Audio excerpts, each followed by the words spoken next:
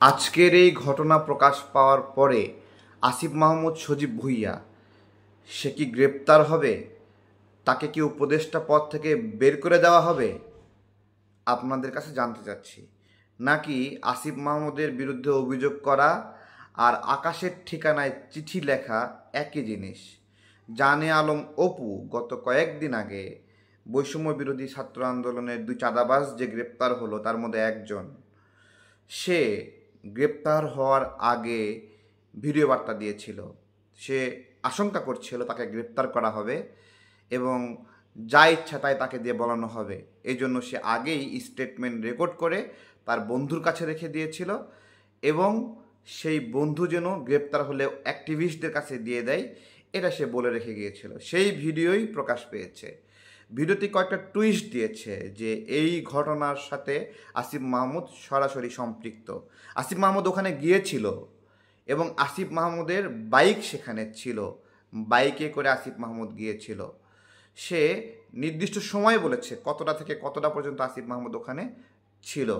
আমার প্রশ্ন হলো, যদি সত্যিকার অর্থেই ডক্টর ইউনূস স্যার এই বিষয়ে কাজ করতে চায় যে তার উপদেষ্টা প্যানেল থেকে এরকম দুর্নীতিগ্রস্ত একজন তরুণ উপদেষ্টাকে তিনি বের করে দেবেন এবং তাকে শাস্তির আওতায় নিয়ে আসবেন, তাহলে তার উচিত ওই লাইনের যতগুলো সিসিটিভি ফুটেজ আছে সবগুলো একটা একটা করে নিয়ে যাচাই বাছাই করা।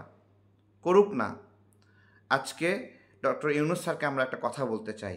আমরা কি এই চাঁদাবাজির জন্য এই গণ অভ্যুত্থান করিয়েছিলাম? এই জন্য কি আপনি দায়িত্ব নিয়েছেন যে আপনি দায়িত্ব নিয়ে এদেরকে এইভাবে চাঁদাবাজি করার, লুটপাট করার সব ক্ষমতা দিয়ে দিবেন? তারা এই অসীম ক্ষমতা পেয়ে যা ইচ্ছা তাই করবে। আজকে আসিফ মাহমুদ এই অবস্থায় এসে দাঁড়িয়েছে। এখন থেকে কয়েক মাস আগে আরেকটি এরকম ঘটনা ছিল। গুলশানে মধ্যরাতে আসিফ মাহমুদ হাজির সেই বাসায় কয়েক কোটি টাকা আছে বলে একটি গুজব ছড়ে এবং সেখানে গিয়ে টাকা পাওয়া যায় না পরবর্তীতে। আমরা এই কথাগুলো অনেক আগে থেকে বলে আসছি। নেটিজেনদের অনেক অংশ আমাদেরকে গালিগালাজ করছিলেন, তারা এই বিষয়গুলো বলতে দিতে চান না।